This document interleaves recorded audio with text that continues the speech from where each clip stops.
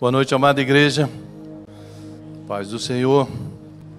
Abram suas Bíblias em 2 Pedro, capítulo 3.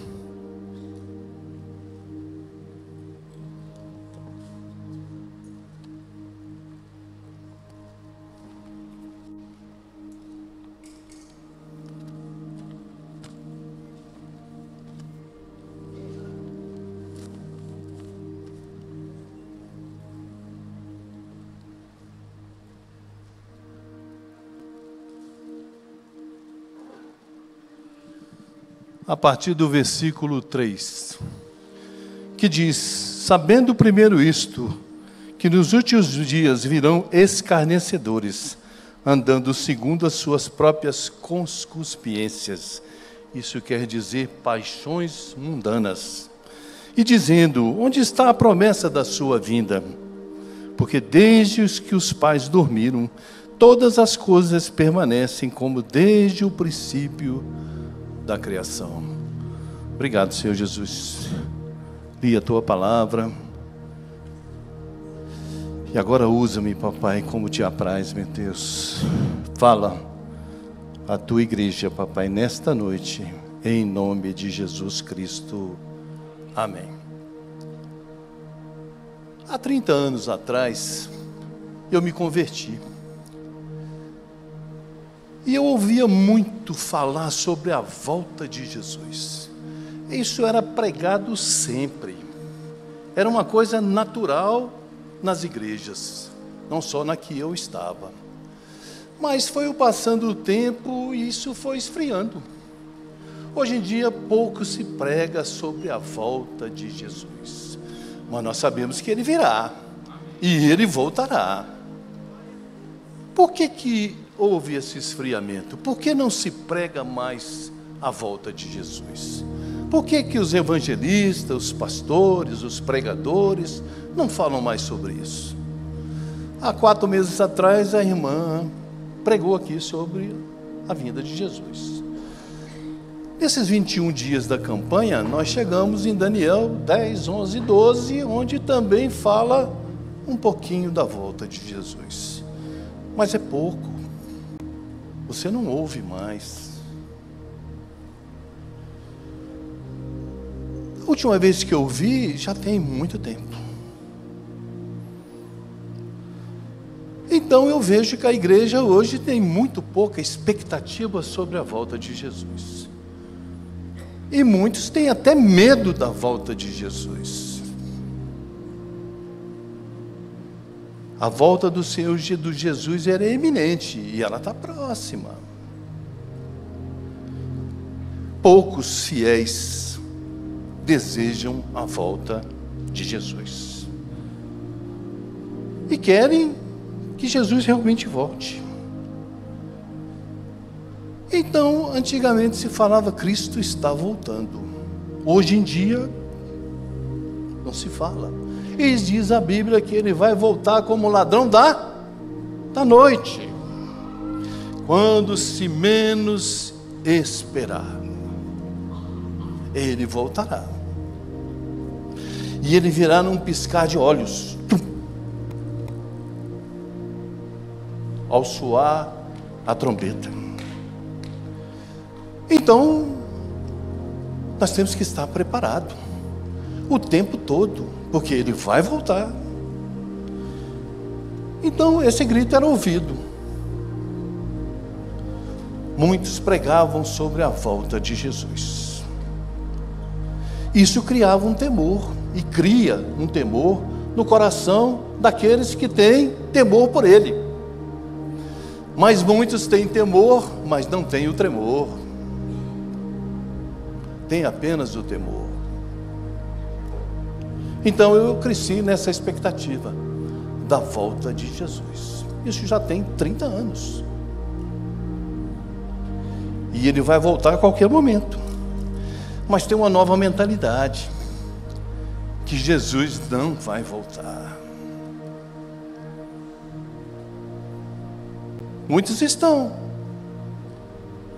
nessa mentalidade. E aqui diz, na palavra, que virão escarnecedores. Escarnecedores.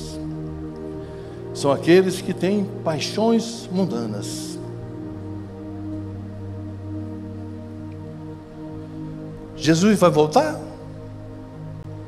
Ou Jesus não vai voltar? Isso vai se cumprir. Tudo continua do jeito que está. São muitos que falam isso. Todos os dias nasce, todos os dias acaba o dia e começa um novo dia. E nada aconteceu até os dias de hoje. Tudo está como está. Pedro diz que haverá escarnecedores. Nós acabamos de ler. Nos últimos dias, zombando da mensagem quanto à vinda de nosso Senhor Jesus Cristo, a sua segunda vida. Sabe o que quer dizer a palavra escarnecedor? Além de ser aquele que tem paixões mundanas, é aquele que trata leviamente a volta de Jesus Cristo. É incrível. Muitos temem o fim, especialmente aqueles que andam no pecado.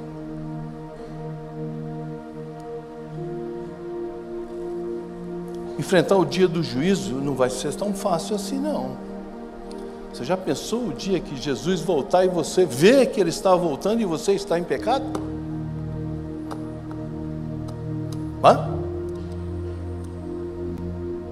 Aí será tarde.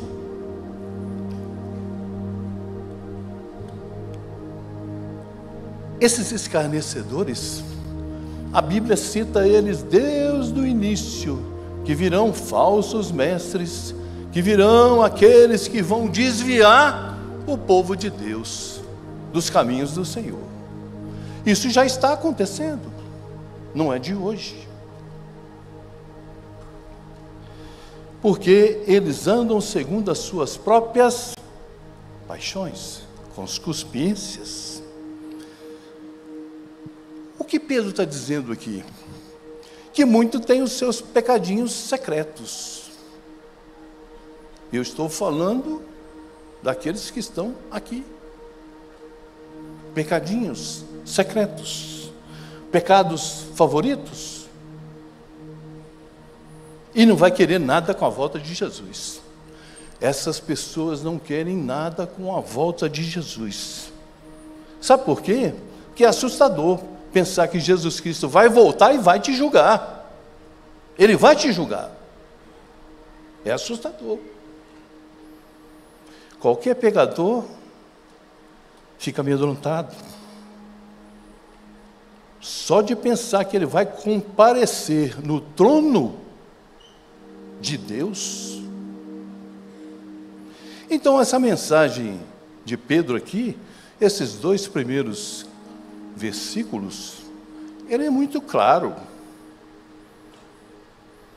Porque esses escarnecedores, eles estão por trás de toda impertinência quanto à volta de Jesus Cristo. Eles pregam o contrário. Eles zombam da lei de Deus. E eles têm ódio da Bíblia. Tem desprezo pelos mandamentos de Deus, descaso pelo Evangelho.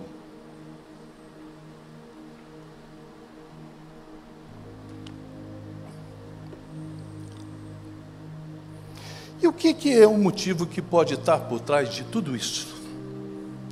Dessa petulância dos homens e pelos desejos das paixões mundanas, o pecado. E eles acham que a igreja é impotente. E algumas vezes, realmente, ela é impotente. Então, eles estão pregando uma nova mensagem. E essa mensagem é que Cristo não está voltando. Isso não tem a ver nada com acerto de conta, nada. Tudo continua do mesmo jeito. Não mudou nada. Não mudou nada. E você não precisa ter medo do juízo final. Para quê? Por quê? Está acontecendo alguma coisa? Não. Essa ignorância temosa, eles só se esquecem de uma coisa, que uma força muito mais poderosa do que qualquer conscupiência, qualquer falso mestre, o Espírito Santo continua trabalhando. Ele continua agindo todos os dias na vida de cada um daqueles que estão aqui, daqueles que estão ouvindo.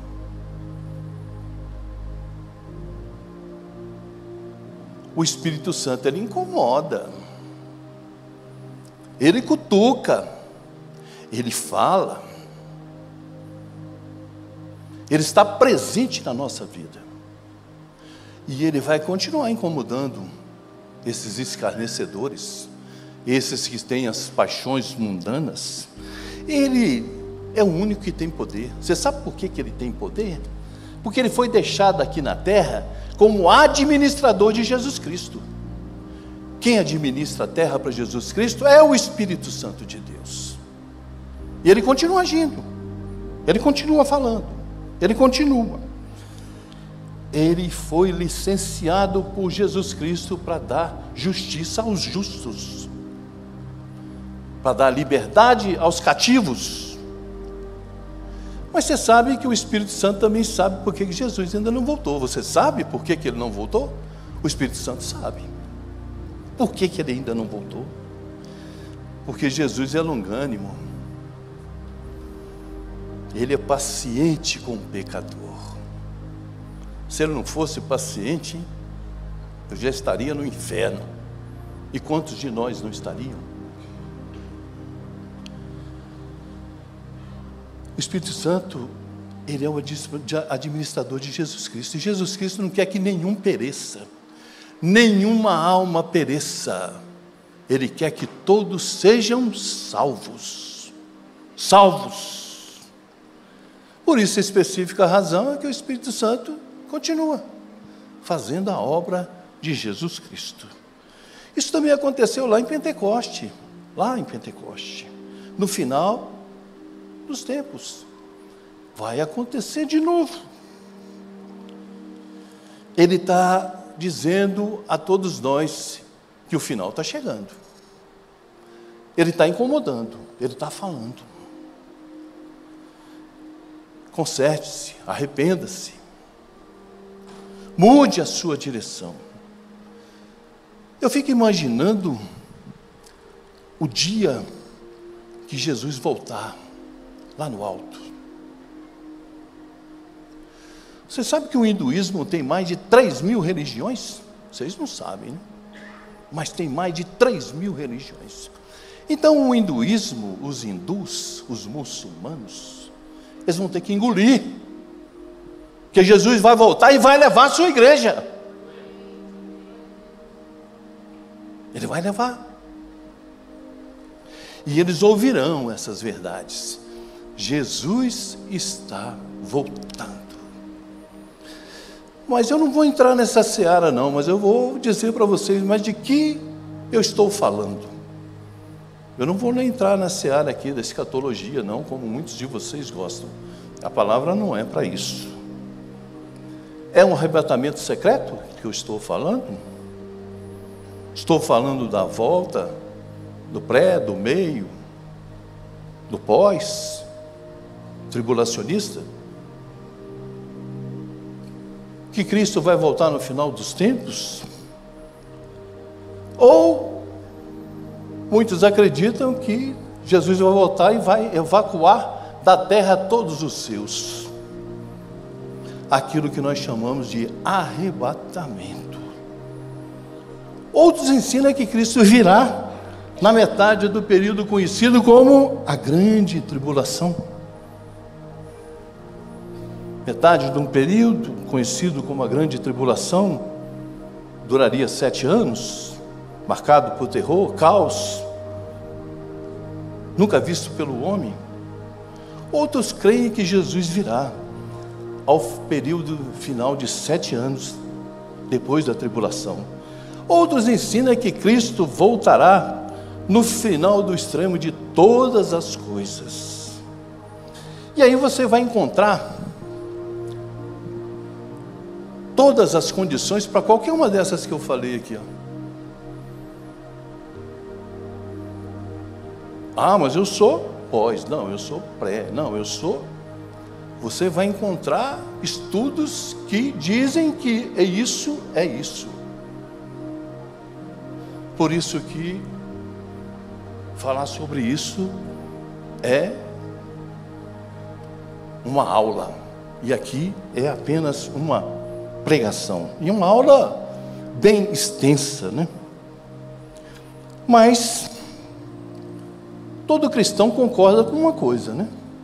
Que é o mais importante de tudo, né? Que o próprio Jesus disse que ninguém sabe a hora da sua vinda, nem mesmo os anjos, só o Pai. E para nós que somos apaixonados por Jesus Cristo, tanto faz a hora que Ele chegar. Você está pronto? Ou você não está pronto?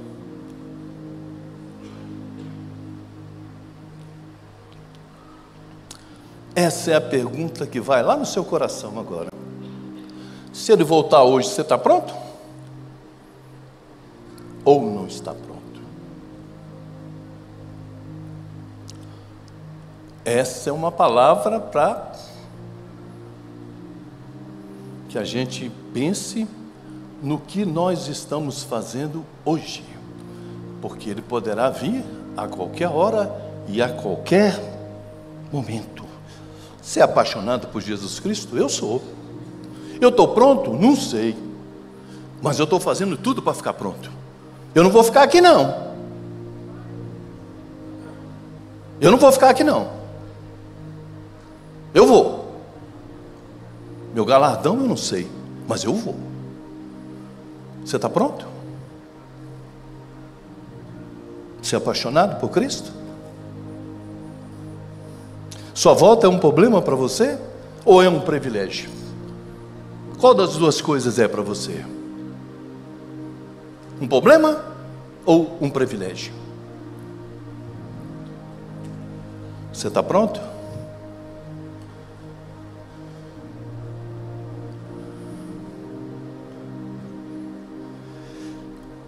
O crente mesmo não se importa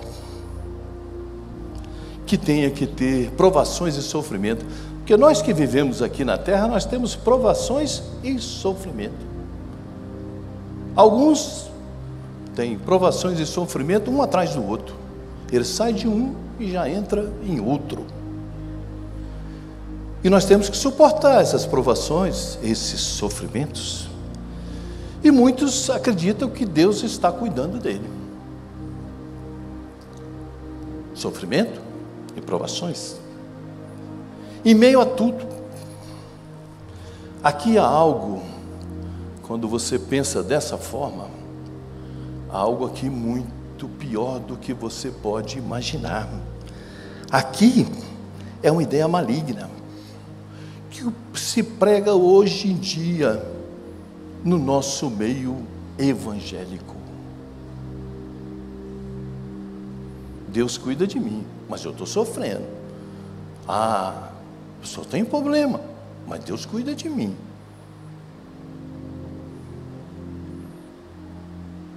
Isso é uma ideia maligna, que Satanás está implantando no coração de muitos crentes, muitos, que se dizem, né, verdadeiros crentes.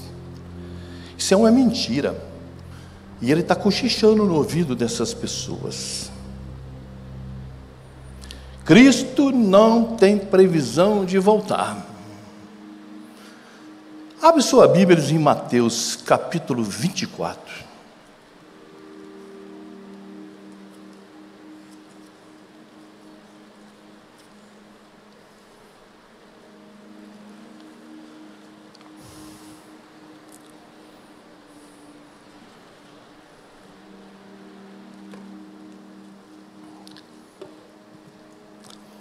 Versículo 42.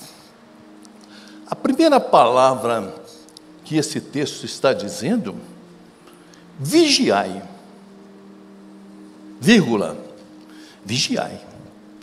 Pois, porque não sabeis que hora há de vir o nosso Senhor?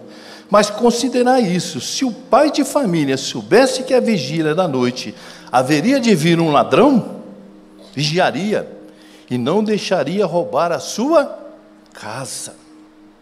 Por isso estáis vós apercebidos também, porque o Filho do Homem há de vir a hora em que não penseis. Quem é, pois, o servo fiel e prudente, que o seu Senhor constituiu sobre a sua casa, para dar o sustento ao seu tempo? Bem-aventurado aquele servo que o Senhor, quando vier, achar servindo assim. Em verdade vos digo que o pobre, que o porá sobre todos os seus bens. Mas, se aquele mau servo, olhe bem que ele está falando de crente, hein? Não está falando aqui de pessoas comuns, não. Está falando de crente.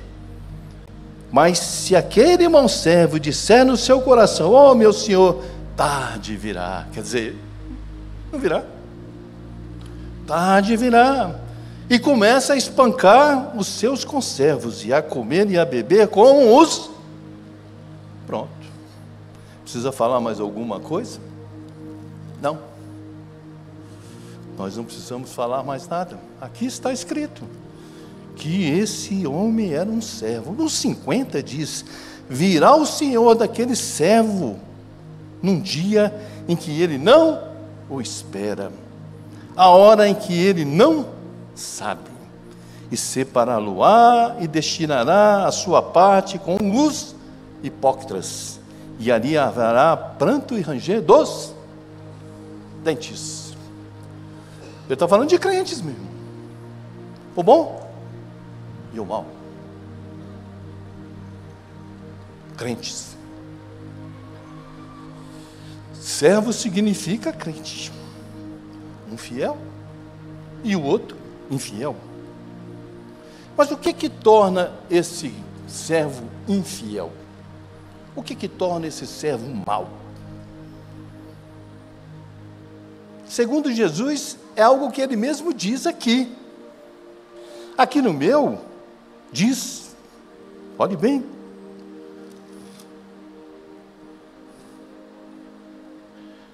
mas se aquele mau servo disser no seu coração, o coração é dele ou é de Deus? No seu coração? O seu coração? Aqui dá uma ideia de que é consigo mesmo, né? Ele falou para ele mesmo. Quer dizer que o coração dele não é de Deus. Então aqui está dizendo, né? Porque ele é mau. O que ele pensa? Ele vendeu o seu coração à mentira. Que Cristo não tem previsão de volta. É uma mentira, meus irmãos. Isso é uma mentira. Em outras palavras, aqui diz que tarde virá, né? Então, enquanto ele não vir, eu, vou me esbaldar. Jesus não virá de repente, inesperado, quer dizer, não voltará na minha geração. Não é assim que todo mundo fala? Ah, mas ele não vai voltar agora, não. Uma vez, a Julieta me perguntou, uns anos atrás, né, como eu fiz teologia, estudei muito, mas ela um dia me falou, Julieta, não vai acontecer agora, porque muitas coisas ainda tem que acontecer para que Jesus volte. Mas já está acontecendo, meus irmãos. Eu mudei a minha ideia. Já está acontecendo.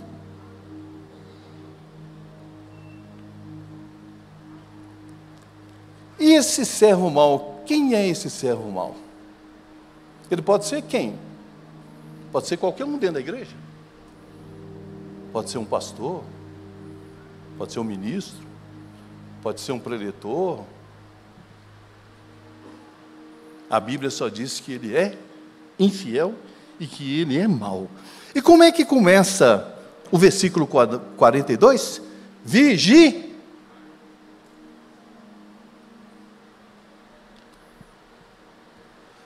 Então é muito claro, é muito literal, né? Quando a gente lê que, primeiramente que ele falou, vigiai, vigiai, e ficai preparados. Sabe por quê? Segundo João, ele diz que o anticristo é qualquer um que nega o Pai e o Filho. Então abre sua Bíblia aí em 1 João. 1 João.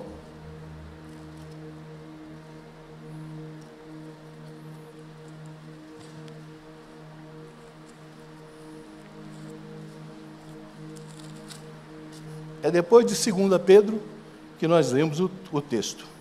1 João capítulo 2, versículo 21 e 23, que diz: não vos escrevi, porque não soubesses a verdade, mas porque sabeis e porque nenhuma mentira vem da verdade. Quem é o mentiroso? Senão aquele que nega que Jesus é o Cristo. E o anticristo é esse mesmo que nega o Pai e o Filho. Qualquer que nega o Filho também não tem o Pai. Mas aquele que confessa o Filho também tem o Pai. Então o anticristo é aquele que nega o Pai e o Filho. Então nós estamos cheios de anticristo, né? Ele já está aí. Ele já está aí. O aumento desses anticristos prova que nós estamos vivendo exatamente nos últimos dias. Nós já estamos nos últimos dias. E a Bíblia diz também que virá um homem que irá incorporar o nome do pecado. Esse será aquele que vai governar como o anticristo. Não é? Então nada está detendo mais a volta de Cristo, porque em 1 João 4,3, nós já lemos 1 João. Então leia o 4,3 aí, logo um pouquinho na outra página. 4,3 diz: todo espírito que não confessa que Jesus Cristo veio em carne e não é Deus, mas este é o espírito do anticristo, do qual já ouviste e que há de vir, e eis que já está no mundo. Ele já está aí no mundo. Pensa nos dias de hoje, é terrível, né? Quando a gente pensa nos dias de hoje. Se fala em terrorismo. Hoje em dia a guerra já se tornou uma coisa normal e natural. Está vindo uma outra aí, já bem pertinho da gente aqui, está chegando. Vai mais uma. Não só as que já tem não, tem mais uma já pronto para explodir agora, por esses dias. O ego do homem já chegou num estado tão exacerbado que é a deificação dele. Os ataques grosseiros contra a instituição do casamento. Meus irmãos, o que estão fazendo com o casamento é uma coisa fora do comum. É totalmente antibíblico. Totalmente antibíblico.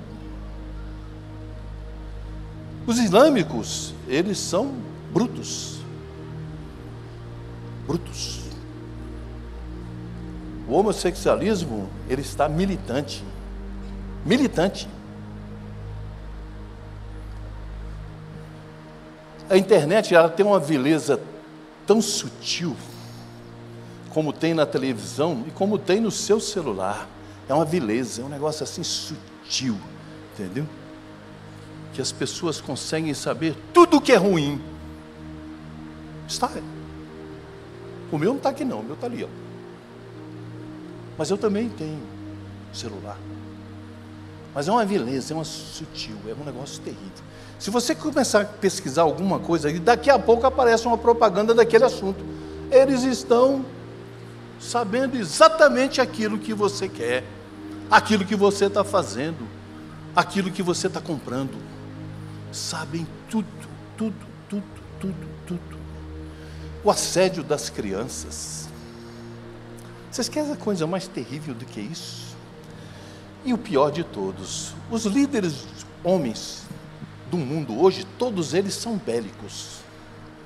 São homens de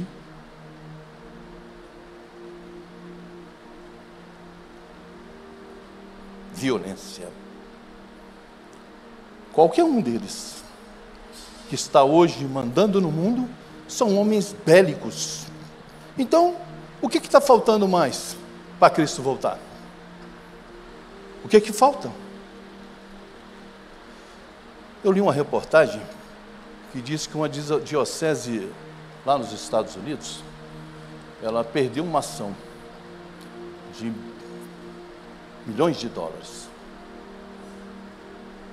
Já foi julgado e já foi sacramentado, não tem mais como recorrer. E ela pediu falência à igreja, porque ela não tem como pagar 60 crianças que foram abusadas nessa diocese. Então ela pediu falência. Imagine como é que nós estamos no mundo de hoje, né? Então, o que vai acontecer quando Cristo disser, aquele que está detendo essas coisas, quem é que está detendo essas coisas da vinda dele? Abre sua Bíblia lá em 2 Tessalonicenses, capítulo 2. 2 Tessalonicenses, capítulo 2.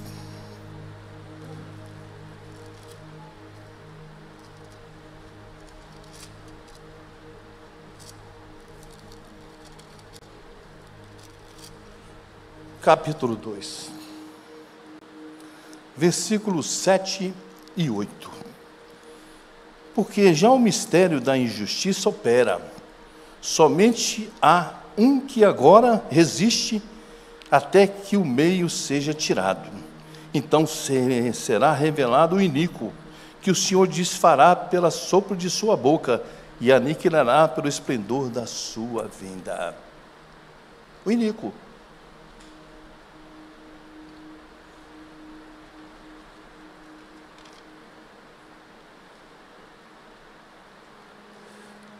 O Espírito Santo sabe que existe muita restrição no mundo de hoje. Mesmo ele atuando no coração daqueles que são deles, ele sabe que muitos têm restrição no coração. Porque muitos homens estão dentro da igreja, mas também estão entregando e vivendo um outro mundo, que é o mundo das suas paixões. Vai chegar um tempo, e já chegou, que toda religião militante, e olha que tem muitas militantes, forçará os seus deuses sobre os outros deuses, e tudo que for santo vai ser desprezado. Já está sendo. Toda lei será quebrada livremente, já está sendo quebrada. Tudo está ajeitado para acontecer agora,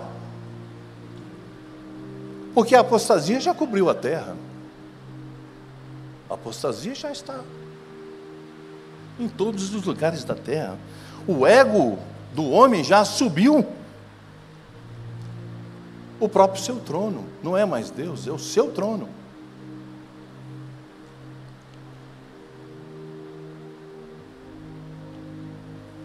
Paulo chama isso, sabe de quê? De operação do erro, para dar em crédito à mentira. Então vamos continuar em 2 Tessalonicenses, capítulo 2, de 10 a 12, que diz que com todo o engano da injustiça para os que perecem, porque não receberam o amor da verdade para se salvarem.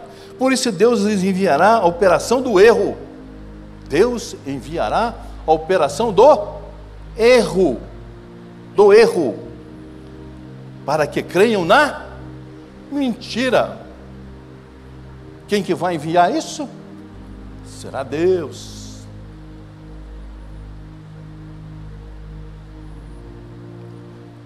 Para que sejam julgados todos que não creram na verdade, antes tiveram prazer na iniquidade. Aí você fala, mas Deus é capaz de fazer isso? Ele é capaz? Não, Ele vai fazer, Ele já está fazendo. Ele já está fazendo.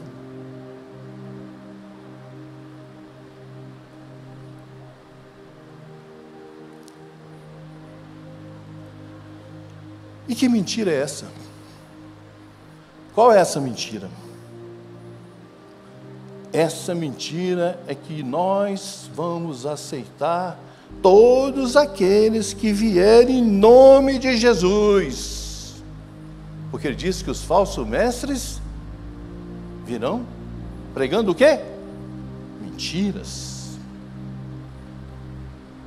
Ele fala em nome de Jesus, ele fala de Jesus. Falsos mestres se levantarão, que aceitam Cristo como um bom homem, não como Deus. A palavra diz em 2 Timóteo capítulo 3, versículo 5, tendo forma de piedade, negando-lhes, entretanto, o poder. Poder de quem? De Jesus.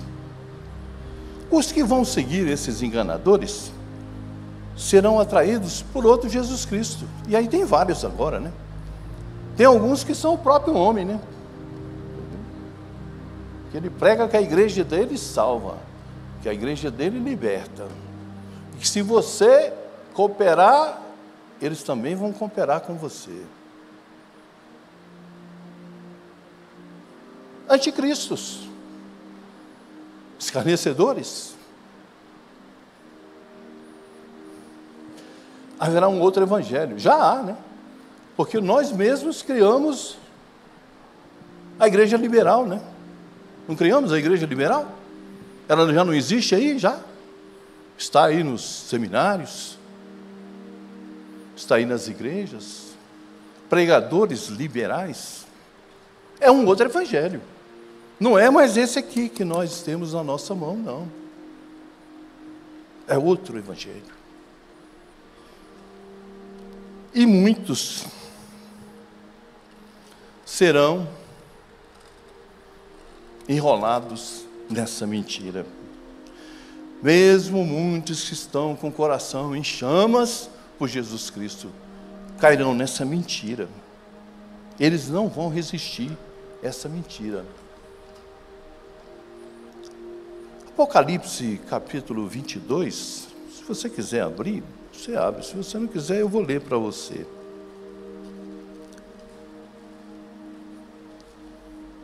É o último capítulo de Apocalipse. Praticamente são os últimos versículos.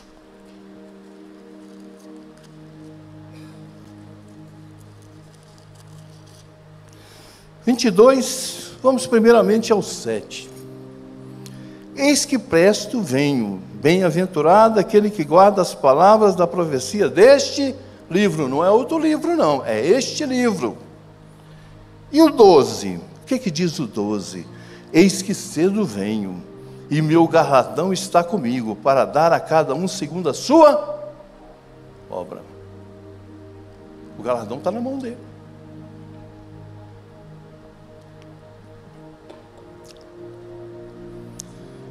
Cá está o anseio do coração de todos aqueles que aguardam a segunda vida de Jesus Cristo. Porque Apocalipse, versículo 17, você já está no 22, 17, diz, olha, o Espírito e a esposa dizem, vem. A quem ouve, diga, vem. E quem tem sede, venha.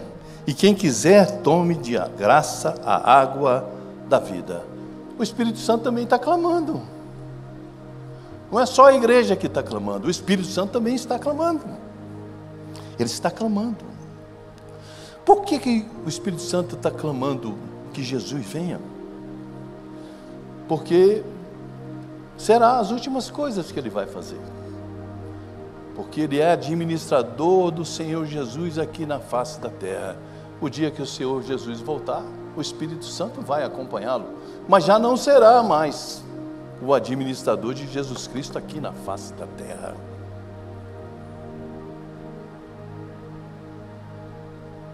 Sua obra vai ser completada. Sabe o que Paulo e Pedro comunicou no seu tempo? Que o seu tempo na terra era curto. E o Espírito Santo então clama, vem Senhor Jesus. Hoje a gente ouve esse clamor? Somente daqueles que estão assentados com Jesus Cristo nas regiões celestiais em Cristo Jesus, somente esses. Mas a igreja toda está assentada com Jesus Cristo nas regiões celestiais?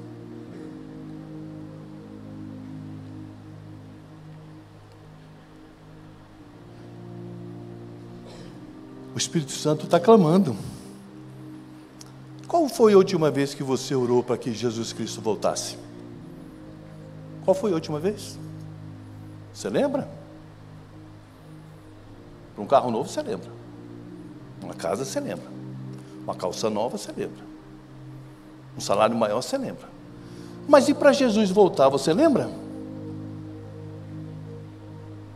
Você já orou?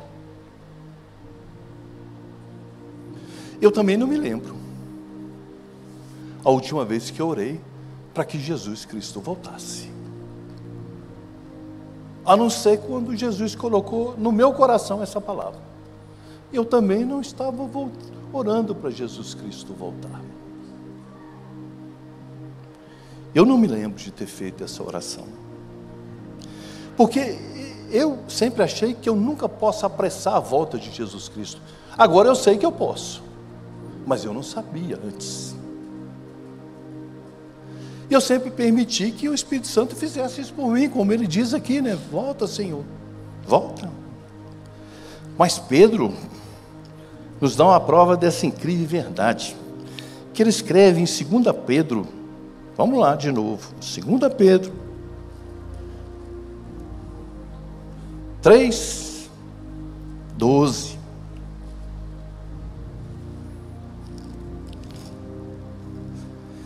Aguardando e apressando-vos para a vinda do dia de Deus, em que os céus em fogo se desfarão e os elementos ardendo se fundirão. É a segunda vinda de Jesus Cristo. Em grego, essa frase aqui quer dizer apressando o dia da vinda do Senhor, quer dizer acelerar, o mais rápido possível, apressando isso, insistindo, para que o Pai envie de novo o seu Filho, para poder nos libertar desse mundo tenebroso. Só tem um ponto que está travando tudo isso, e nós já falamos disso, mas isso é bíblico, por isso nós vamos ler.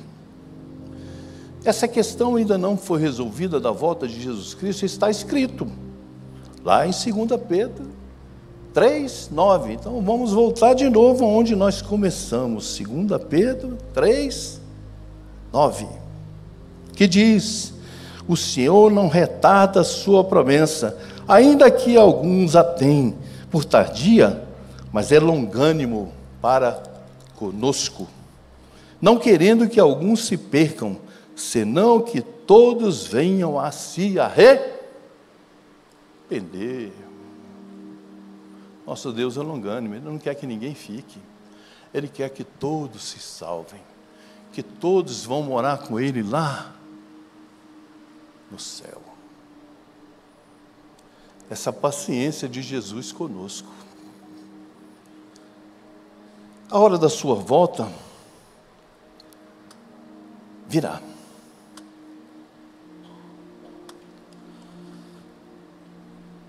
Então a gente não deve orar pela vinda de Jesus? Ou a gente deve orar pela vinda de Jesus? Qual é a resposta? Fica no seu coração. Você deve orar ou não deve orar? A Bíblia também diz, está lá em Marcos capítulo 13. Abre sua Bíblia em Marcos capítulo 13.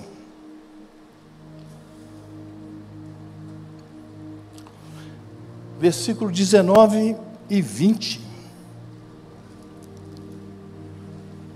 Porque naqueles dias haverá uma aflição tal, o qual nunca houve desde o princípio da criação, que Deus criou, até agora nem jamais haverá.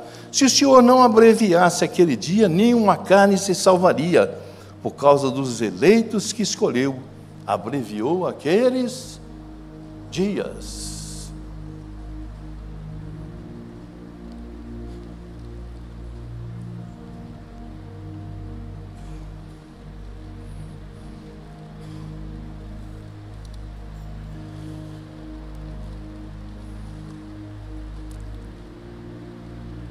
Você já imaginou se Cristo voltasse hoje?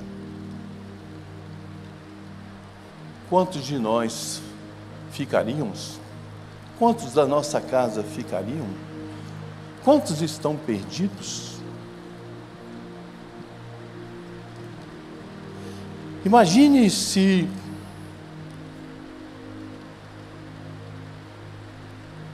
Jesus viesse.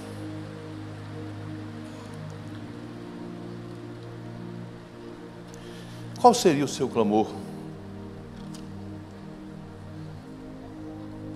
Eu não posso orar para que Jesus volte hoje, porque eu tenho familiares que ainda não estão preparados para que Jesus volte. Então é egoísmo da minha parte orar para que Jesus volte hoje. Eu primeiro tenho que orar para que Jesus salve-os.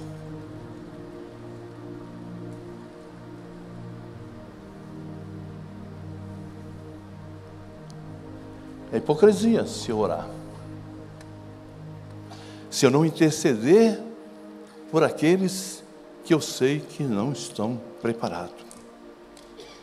Então qual é a minha oração? É que Jesus salve-os, liberte-os, depois ele volte. E eu também não posso orar só pelos meus familiares. E os que estão no mundo perdido? Nessa igreja, bate ali naquela grade ali, várias pessoas, todos os dias, querendo alguma coisa. Eles vêm à igreja, buscar alguma coisa. Estão perdidos. A maior parte deles, eu diria 80%, são filhos de crente ou são crentes. E alguns são filhos de pastores. Eles não só estão perdidos, eles estão na rua, literalmente. Viraram escravo de Satanás. Então é egoísmo da minha parte orar para que Jesus venha hoje. Não é isso? Ou estou errado? Vocês estão calados, né? Vocês estão calados. Paulo escreveu ao seu filho espiritual Timóteo. Sabe o que ele disse? Sem cessar me lembro de ti nas minhas orações, noite e dia. Você tem orado pelos seus? Há intensidade na sua oração para que eles sejam salvos, libertos? Ou você não está orando? Eu vou concluir, já que vocês estão tão calados.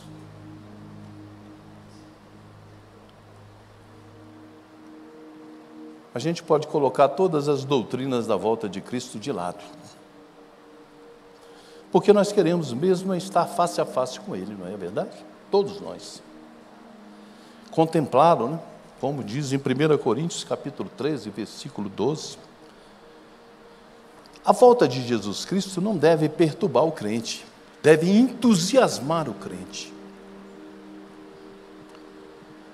Se você ama uma pessoa e você quer ficar perto dela,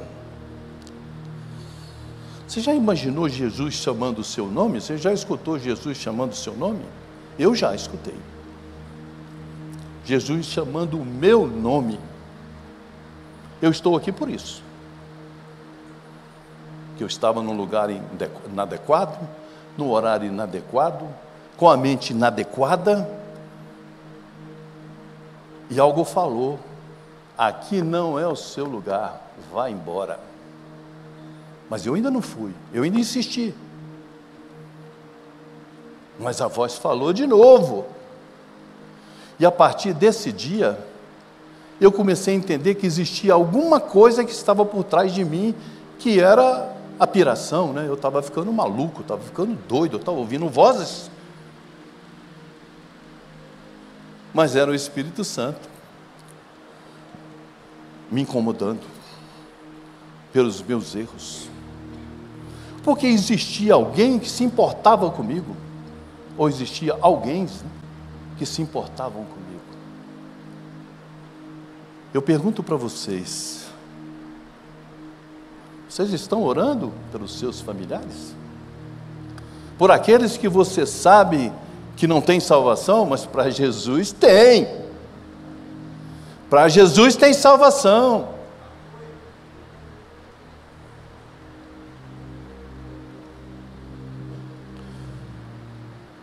E um dia,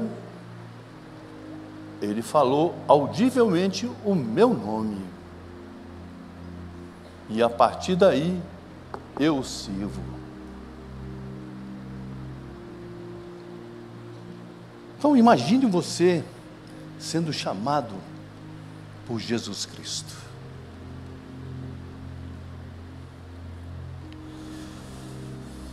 Mas a gente não costuma muito chamar Jesus Cristo. Mas a gente quer ser chamado por Ele. Imagine um casamento.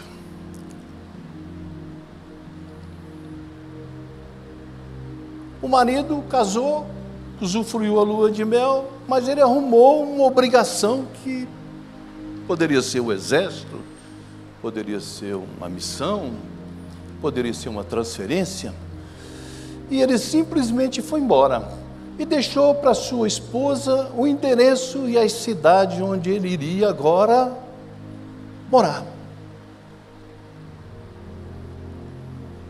Passou-se algum tempo, e nada do cara voltar. Mas a mulher estava mandando aquelas cartinhas de amor, né? Foi passando o tempo. E as cartinhas de amor já não eram tão frequentes. E o cara não estava voltando. O cara continuava lá. Passou-se mais um tempo, já não existia mais cartinha. Assim acontece na igreja hoje. Você casou com Jesus? Você não é noiva? Você não é noiva? Como é que você se ausenta e deixa só o endereço e vai embora? E não volta nunca mais? Aí você quer cartinha? Cartinha de amor?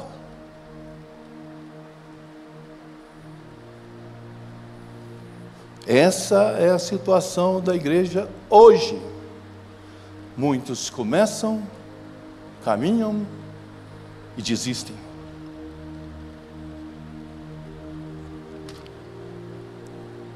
Esse é o retrato da igreja.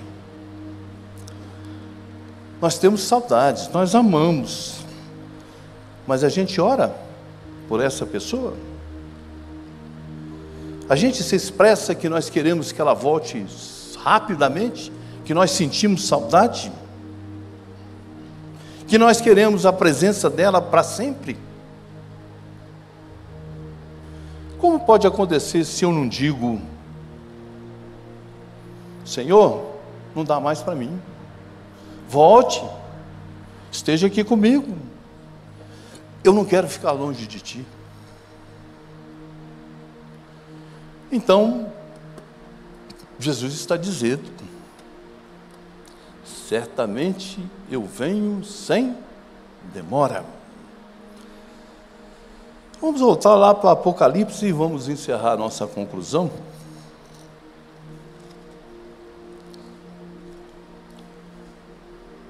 Já no penúltimo versículo, antepenúltimo, do capítulo 22.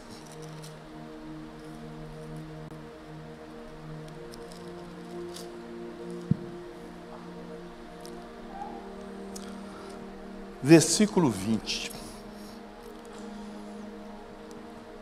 Se alguém tirar qualquer palavra do livro dessa profecia, Deus tirará a sua parte do livro da vida e da cidade santa, e das coisas que eles estão escritas nesse livro.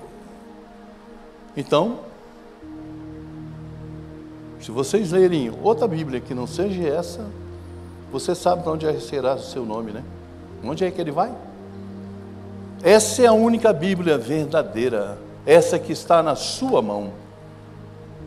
Essa é a única. E a noiva diz: vem, Jesus, volte. O Espírito Santo está dizendo: volte, Jesus. Volte, Jesus, e leve a sua igreja em nome de Jesus Cristo. Amém. Antes de eu encerrar, eu vou ler de novo 2 Tessalonicenses, que nós começamos a ler. E nós vamos ler o capítulo 4 de 1 Tessalonicenses. A partir do versículo 13 ao versículo 18. E nós vamos encerrar.